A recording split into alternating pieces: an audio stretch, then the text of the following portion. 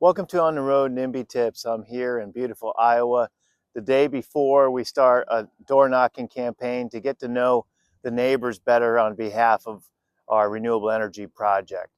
Today's tip is born out of that, and I'm inspired by the bridge behind me here in the Muscatine River, and that is building bridges in the community really begins with social capital. And I refer to social capital a lot in this series. And so what is social capital?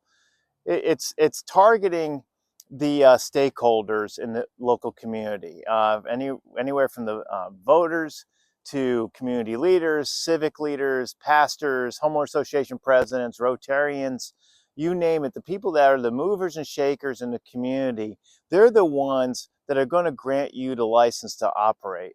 And they're the ones that are going to help determine the fate of your project, especially if you need to have some political cover when the NIMBY hits the fan, right? And so how do you get that social capital? It's very simple. It's engagement.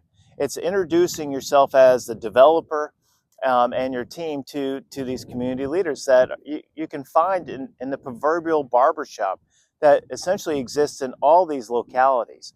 And it's just a matter of taking a little bit of effort and to identify them. Typically, your local consultants already know who they are. If you have allies in City Hall, they can give you referrals. And, and it's just a matter of reaching out, inviting them to a coffee, to a lunch, breaking bread, and not only just presenting the merits of your project, but soliciting their input and where you can now get their buy-in and they start becoming partners to the project. And that's really, that's currency, that's political currency that this social capital is giving you. And that now starts translating into having ears on the ground, giving you good intel, but also putting out the merits of your project through their grapevines and their word of mouth.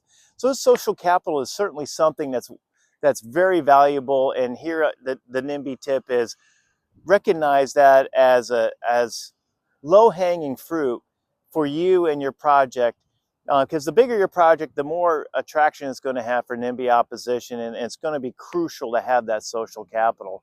And so do that citizen engagement, reach out, do those coffees, do little get-togethers, maybe do a community briefing when you met enough of them, and you'll start now having that good neighbor aura that translates into the capital and cover when the time comes for your application to be decided upon. And that's how you really will earn that license to operate.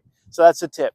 Engage out, engage in meeting with the community leaders and the stakeholders, and you can now carry that convincingly and with more confidence to the final vote. And when you do that, you'll turn your NIMBY oppositions into yes in my backyard YIMBY opportunities.